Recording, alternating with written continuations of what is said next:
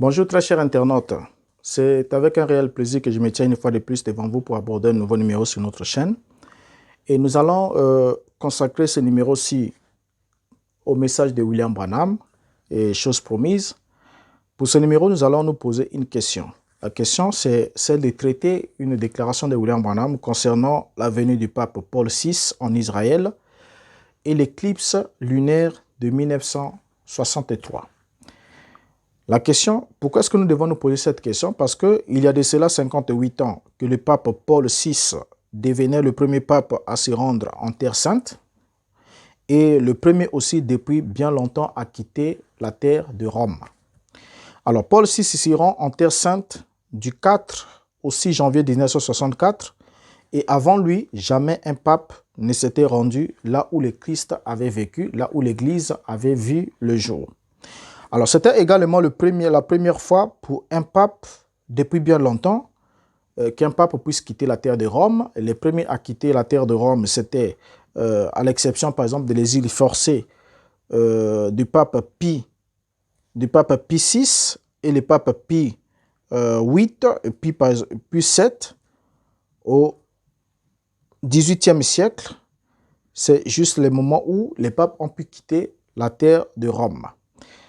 Maintenant, le premier à sortir et à se rendre sur la Terre Sainte fut le pape Paul VI. Précisément à la date que nous venons d'indiquer, donc du 4 au 6 janvier 1964, Paul VI se rendait sur la Terre Sainte à Jérusalem. Mais juste une semaine avant le voyage du pape, il y a eu une éclipse lunaire. Alors, d'après William Branham, l'éclipse lunaire de décembre 1963 avait décrit les 7 phases des 7 âges de l'Église au ciel et qu'elles auraient été un signe céleste donné par Dieu.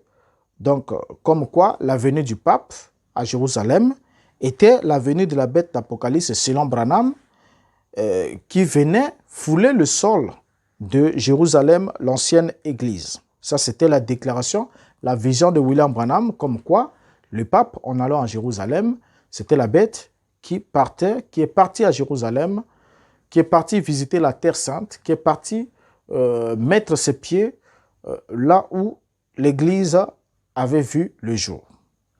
Alors, on va lire William Branham pour ne pas nous perdre, aller loin de lui. Nous allons prendre ses propres déclarations et puis établir le lien, voir si le lien il y a entre la descente du pape à Jérusalem et l'éclipse lunaire. Est-ce que c'était un fait surnaturel qui s'est produit à cette occasion, comme nous affirme Branham? C'est ce que nous allons découvrir ensemble avec vous. William Branham va déclarer dans la prédication Shalom, prêchée le 19 janvier 1964, au paragraphe 33, il dit ce qui suit. Mais en 1933, je parlais ici du pape qui occuperait sa place ou plutôt, qui allait sortir de Rome pour effectuer une visite à la Terre Sainte. Il allait aussi venir ici. Et chose étrange, quelques soirées avant qu'il quitte Rome, pour la première fois dans l'histoire, il y a eu une éclipse totale de la Lune. Qu'était-ce? C'est simplement l'obscurcissement du reflet de la lumière du Soleil. Paragraphe 84 de la même brochure.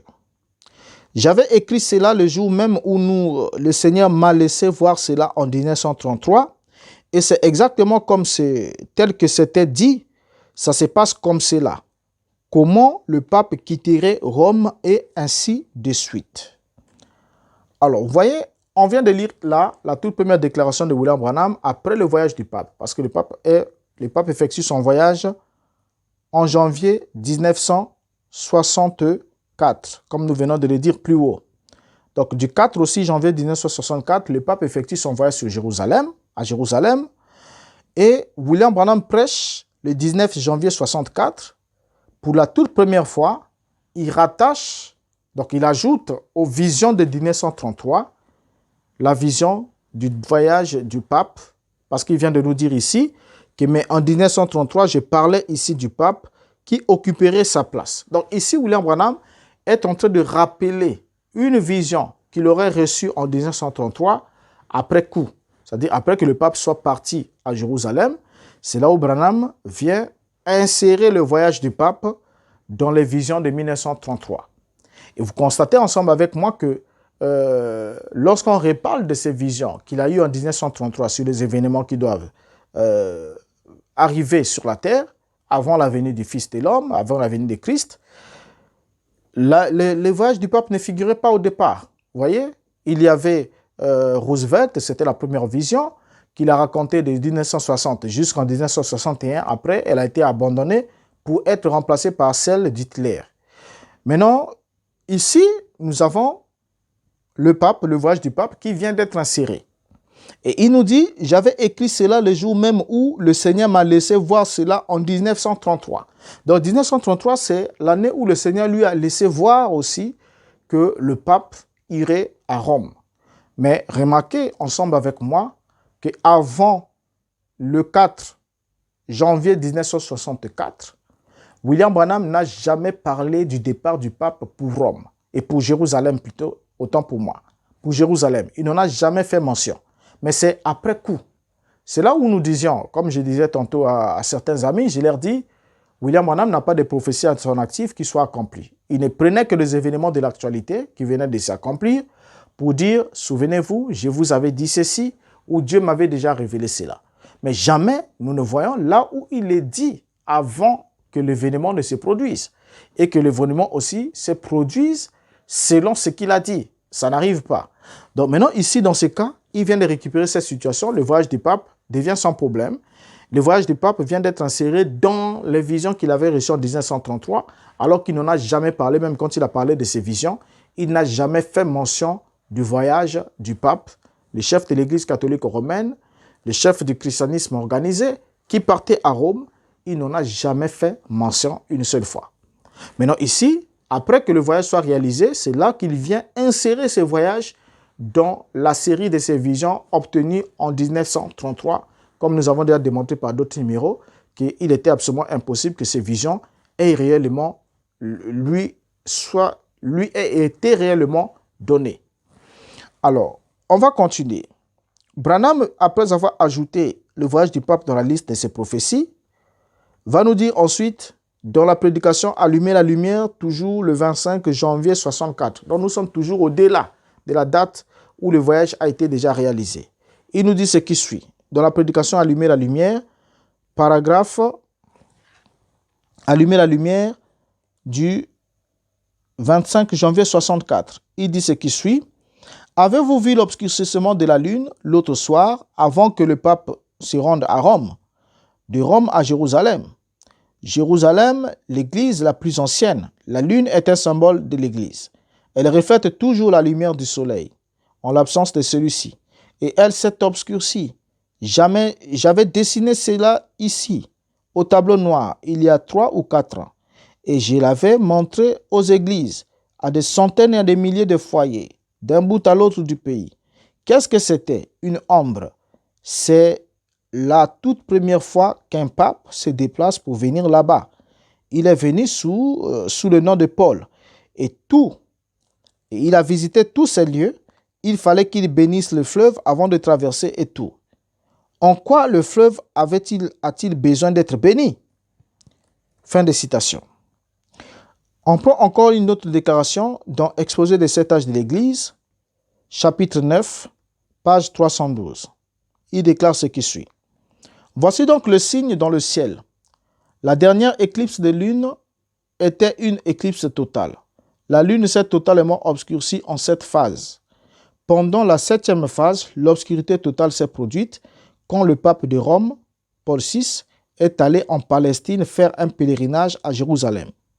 Il était le premier de tous les papes à se rendre à Jérusalem.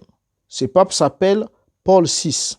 Paul était le premier messager et cet homme a pris le même nom. Remarquez qu'il est le 6e. 6 est le nombre de l'homme. C'est plus qu'une simple coïncidence.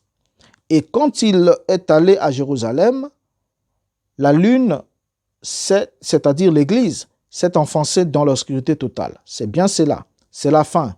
Cette génération ne passera pas avant que tout ne soit accompli. Oui, Seigneur Jésus, viens bientôt. Alors, vous pouvez constater ensemble avec moi comment Branham a fabriqué cette théorie farfelue pour donner du crédit à l'enseignement des 7 âges de l'Église qu'il a plagié chez Thèse Roussel et chez Clarence Larkin. Donc l'objectif, c'est celui-là, donner du crédit à cet enseignement en voulant faire d'un événement naturel un événement surnaturel. Qu'est-ce qui s'était réellement passé ce jour-là? Le pèlerinage du pape Paul VI en Terre Sainte se déroula du 4 au 6 janvier 1964. C'est la première fois, comme on vient de le dire plus haut, que depuis Pie VI, depuis Pie VII, que le souverain pontife quittait l'Italie pour participer à un voyage à l'étranger. Alors, ce pèlerinage en Terre Sainte contribua à donner à Paul VI l'image qu'il avait d'un pape pèlerin. Mais une semaine avant l'arrivée du pape en Israël, précisément le 30 décembre 1963, il y a eu une éclipse lunaire totale qui a couvert l'ouest de l'Amérique du Nord et l'est de l'Asie. Donc cette éclipse totale de la Lune a couvert l'ouest de l'Amérique du Nord et ensuite l'ouest de l'Amérique du Nord et l'est de l'Asie.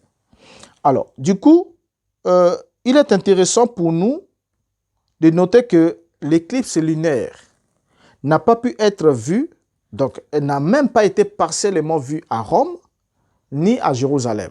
Donc les deux villes qui étaient concernées, puisque le pape vient de Rome et va à Jérusalem, donc Jérusalem, la capitale de la naissance, le berceau de la naissance de la vraie église, Rome, le berceau de la naissance de la fausse église, selon Branham. Lorsque le pape se déplace de Rome pour aller à Jérusalem, l'éclipse ne se produit même pas, n'est même pas vue partiellement ni à Rome, ni à Jérusalem, les deux villes qui étaient concernées. Mais l'éclipse se produit aux USA et comme on vient de l'indiquer, l'éclipse totale de la Lune. Alors, on aurait pensé que si Dieu avait besoin de montrer quelque chose de surnaturel dans les cieux, il aurait obtenu, il se serait arrangé à ce que cette éclipse couvre au moins Israël, ne fût-ce que même partiellement, mais ce qui n'a pas été le cas dans notre situation. En plus, l'éclipse s'est produite environ une semaine avant que le pape n'arrive à Jérusalem. Donc le pape, ce n'est pas comme on vient de lire dans l'exposé ici, que c'est pendant quand le pape est arrivé là, que voilà, la lune s'est obscurcie et tout ça là. Mais le pape arrive une semaine après que l'éclipse se soit déjà produite. OK?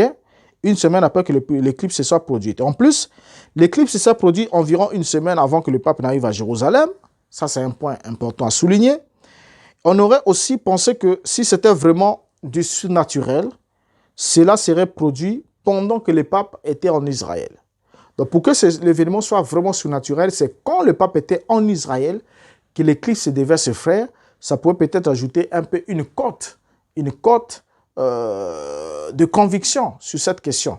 Mais ça n'a pas été le cas. Alors, pourquoi Dieu ne pouvait-il pas au moins faire en sorte que l'événement se passe correctement? C'est-à-dire que pendant que le pape est à Jérusalem, que l'éclipse se produise si c'était un événement surnaturel. L'événement étant surnaturel, cela doit réellement accompagner le pape, puisque ça devait être la conséquence de l'arrivée du pape à Jérusalem. Mais ce qui n'a pas été le cas. Alors, un autre mensonge de Branham sur cette question est qu'une éclipse lunaire ne se produit pas par étapes. Parce que c'est un événement. Ça ne se produit pas par étapes. Donc, dire que non, ça s'est produit en 7 étapes. Ça, c'est un autre mensonge qu'il a ajouté à cette affaire. L'éclipse lunaire ne se produit pas en 7 étapes. C'est un événement astronomique par lequel l'ombre de la Terre est projetée sur la Lune. Quand l'ombre de la Terre est projetée sur la Lune, cela provoque alors un assombrissement de la Lune. Donc la Lune s'assombrit, donc ce n'est pas en 7 étapes, comme il a su le dire, mais la Lune s'assombrit. Vous voyez, quand le Soleil, ou en quelque sorte l'ombre de la Terre est projetée vers la Lune, alors la Lune s'assombrit. Alors l'ombre commence initialement d'un côté de la Lune, ce qui est évident, d'un côté de la Lune, et recouvre progressivement toute la Lune. Vous voyez, et cela ne se fait pas en plusieurs étapes. Recouvre progressivement toute la Lune dans une éclipse et l'emmène dans une éclipse totale. Quand l'éclipse est totale, cela recouvre totalement toute la Lune. Mais quand l'éclipse est partielle, c'est une partie de la Lune qui est recouverte et une autre partie est éclairée. Mais l'éclipse de 1963 était une éclipse totale. Alors, il n'y a pas d'étape dans un éclipse total de la Lune. Il n'y a pas d'étape. Il y a simplement un continuum d'ombres se déplaçant sur la Lune. Ce qui ne peut pas soutenir la thèse de William Branham selon laquelle il y a eu cette étape de la Lune témoignant de cet âge de l'Église et que la 7e étape était l'obscurcissement total, c'est-à-dire la Odyssée, où il n'y avait même pas un degré de lumière. Donc l'Église était totalement dans les ténèbres absolues, enfoncée dans les ténèbres parce que Christ était mis à la porte, patati et patata. Ça n'a aucun rapport. Vous voyez? Alors, on va noter que on doit quand même tenir compte d'un fait important, de rappeler que les éclipses lunaires avaient lieu le 7 juillet 1963 ainsi que le 25 juillet 1964. Donc, pendant tout ce temps, chaque année, il y a toujours eu des éclipses. Chaque année, il y a toujours eu des éclipses. Et il y a eu des éclipses lunaires déjà en 1963. Avant l'éclipse du 30 décembre 1963, il y avait d'abord eu l'éclipse lunaire le 7 juillet 1963. Et en plus de ça, le 25 juillet 1964. Donc après que le pape soit parti, il y a eu encore une éclipse lunaire, sans compter les éclipses solaires qui ont lieu chaque année notamment. Vous voyez? Alors donc en 1963, il y a eu des éclipses solaires et il y a eu aussi des éclipses lunaires. Il y a eu des éclipses solaires, donc le 25 janvier et le 20 juillet. Donc les éclipses sont des événements astronomiques qui arrivent. Comme aujourd'hui nous sommes dans l'âge où la science est tellement évoluée, on peut même prévoir, on peut vous donner aujourd'hui le calendrier de tous les éclipses qui vont arriver même jusqu'à 100 ans. Et cela va arriver à des dates piles. Donc, le fait qu'il y ait des éclipses dans une année, donc le fait que le pape soit parti après qu'il y ait eu l'éclipse une semaine, après qu'il y ait l'éclipse qui soit allé à Jérusalem, ça n'avait aucun rapport parce que ce n'était pas la première fois qu'il y a eu une éclipse lunaire. Et en plus de ça, cette éclipse lunaire ne s'est pas faite en cette phase. Et secondo, elle ne s'est pas produite pendant que le pape était à Jérusalem. Mais c'est une semaine après que le pape est allé à Jérusalem alors que l'éclipse était déjà passée. Et les éclipses se répètent toujours. Et chaque année, il y en a au moins 2 éclipses lunaires par année. Donc, ce qui ne permet pas à William Branham de soutenir sa thèse. Vous comprenez ensemble avec moi qu'aucun phénomène céleste spécial ne s'est alors produit le jour où le pape Paul VI a mis ses pieds en Israël. Aucun phénomène surnaturel. Parce que ce qui s'est passé une semaine avant l'arrivée du pape était un phénomène naturel que William Branham a voulu en quelque sorte récupérer pour en faire un événement surnaturel alors que c'est un phénomène naturel qui se produit chaque année et qui n'avait aucun lien avec le voyage du pape. Alors, en regardant déjà sur ce point, on doit comprendre ensemble avec vous que les éclipses lunaires, comme les éclipses solaires, sont produites avant et après le pèlerinage du pape en Israël, ce qui démontre que ça n'avait rien de surnaturel. Parce qu'avant que le pape arrive, il y a eu l'éclipse. Après que le pape soit parti, il y a eu l'éclipse. Et jusqu'à aujourd'hui, il y a des éclipses qui se produisent.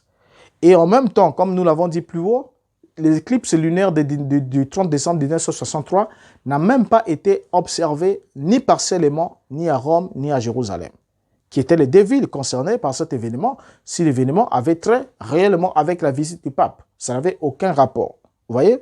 Donc, rappelons encore que du 24 au 26 mai 2014, le pape François avait lui aussi effectué un pèlerinage sur la Terre Sainte à l'occasion de la 50e anniversaire de la rencontre du pape Pie VI la rencontre du pape Pie VI avec le patriarche Athénagoras qui l'avait invité là-bas, donc le chef de l'église orthodoxe qui se trouvait là-bas. Donc, quand le pape François est allé en 2014, on doit se rendre compte qu'en 2014, la première éclipse lunaire s'est produite le 15 avril et la seconde s'est produite le 8 octobre. Donc, il y a eu 2 éclipses lunaires, celle du 15 avril et celle du 8 octobre. Alors, est-ce qu'il faudra-t-il rattacher aussi ces éclipses au voyage du pape François? Faux. Pourquoi? Parce que chaque fois, chaque année, les éclipses, ce sont des événements qui n'ont rien de surnaturel parce qu'ils arrivent dans une saison donnée. Donc, ce qui arrive dans une saison bien précise n'a rien de surnaturel. Le surnaturel, c'est quand un événement se produit en dehors du temps réglementaire, en dehors du moment attendu ou voulu. Mais lorsque un événement arrive dans sa saison, vous voyez, arrive dans sa saison, ça n'a aucun rapport, ça n'a rien à voir avec un certain mysticisme ou encore le fait de mystifier un événement naturel pour chercher à lui donner une connotation surnaturelle juste pour légitimer un faux enseignement qu'on aurait plagié chez Clarence Larkin et chez Taz Roussel, intitulé « Les âges de l'Église ». Vous savez, quand la vérité est là, la vérité n'a pas besoin qu'on puisse la forcer pour faire son chemin. La vérité fait son chemin et tout son chemin tout seul, il n'a pas besoin d'être forcé. Mais lorsque on doit tout faire pour chercher à faire authentifier, à légitimer une vérité en le revêtant, en l'enrobant de mensonges, alors cela donne lieu à beaucoup d'inquiétudes. Donc ici déjà, ici encore, nous voyons que aucun phénomène intéressant dans le ciel s'est produit le jour où le pape François a mis les pieds en Israël. Le pape François va en Israël pour la deuxième fois. Rien de spécial ne s'est produit. Tout comme lorsque le pape Pie VI est parti pour la première fois, rien de surnaturel s'était produit. L'éclipse lunaire, arrivée une semaine avant, était un événement naturel qui n'avait rien à voir avec un événement surnaturel. Donc en conclusion, qu'est-ce qu'on peut dire? On doit noter ensemble avec vous que vous devez savoir que chaque année, il se produit dans le monde des éclipses lunaires et des éclipses solaires. Il se produit dans le monde ainsi. Donc ce sont des phénomènes naturels et il n'y a rien de surnaturel là-dedans. Que les papes se rendent ou pas en Israël, il se produira quand même des éclipses lunaires et des éclipses solaires qui ne dépendent pas du déplacement d'un pape. Ça, nous devons les retenir parce qu'il ne faudra pas qu'on soit si bêta au point de se laisser insulter l'intelligence jusqu'à ce point. Ces événements sont des événements naturels, saisonniers et qui sont annuels, qui n'ont rien à voir avec un pape. Que le pape parte ou ne parte pas, ces événements auront bel et bien lieu.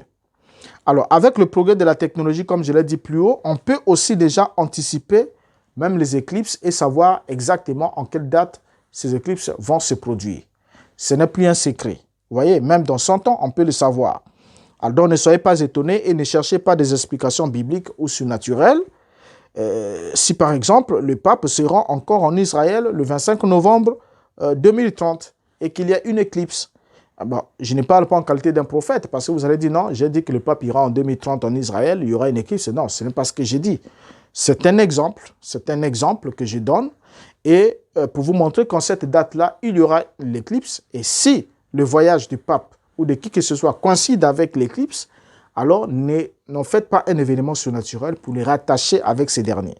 Ça n'a vraiment aucun rapport. Vous voyez, aucun rapport.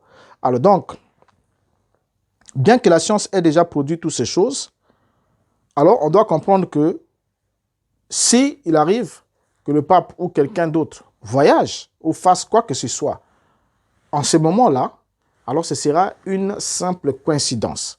Ce que quelqu'un peut programmer aujourd'hui, c'est de programmer son voyage en fonction de ses calendriers lunaires, en fonction de ses événements. S'il veut que ce soit sensationnel, il peut dire, bon, il programme telle date, il sait que telle année, en cette année, par exemple, 2022, il y aura l'éclipse en telle date, et pour bien voir cette éclipse, il faut être à tel endroit, vous allez vous y mettre. En ce moment-là, vous fabriquez une notion surnaturelle derrière.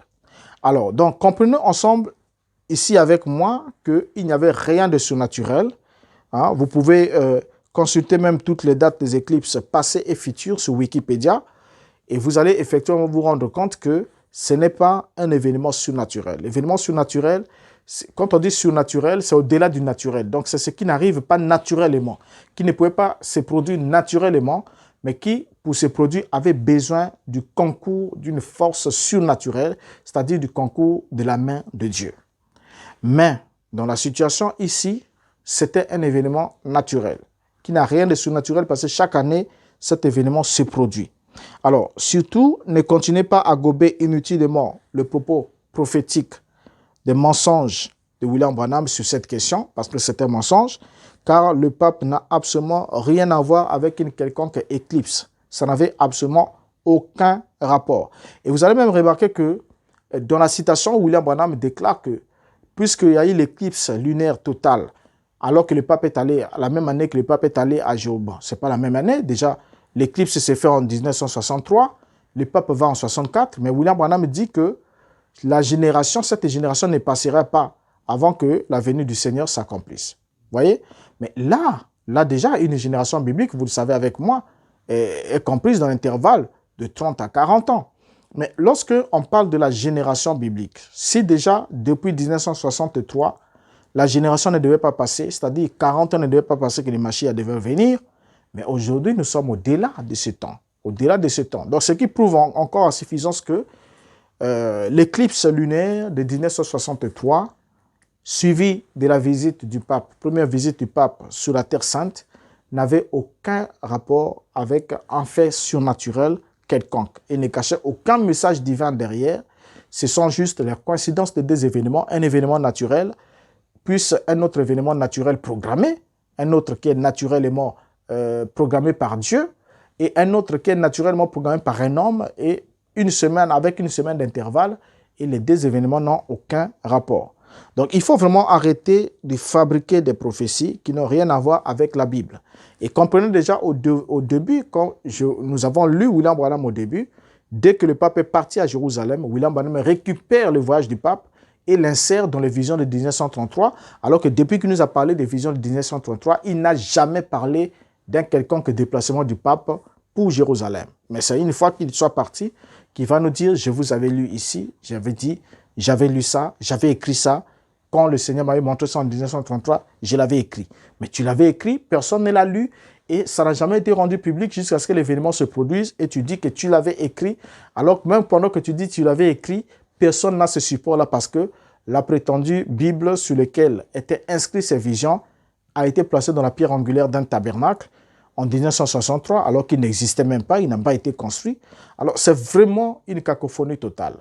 Alors, je vous prends congé pour ce numéro-ci et je vous donne rendez-vous pour un autre numéro où nous traiterons effectivement toujours des questions relatives au message de William Branham jusqu'à ce que nous ayons